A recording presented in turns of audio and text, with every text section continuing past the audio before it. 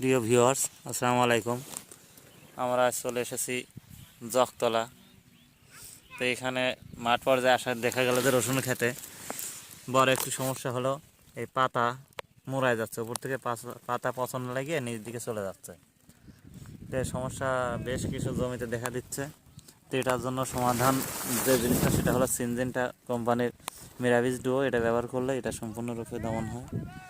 তো আপনারা প্রোডাক্টটা সিনজেন্টা যে রিটেল আছে তার থেকে নিয়ে এসে স্প্রে করে দিতে পারেন। তবে এর সঙ্গে একটি জাজ পাউডার দিলে আরও ভালো হয়, ভালো কাজ করে।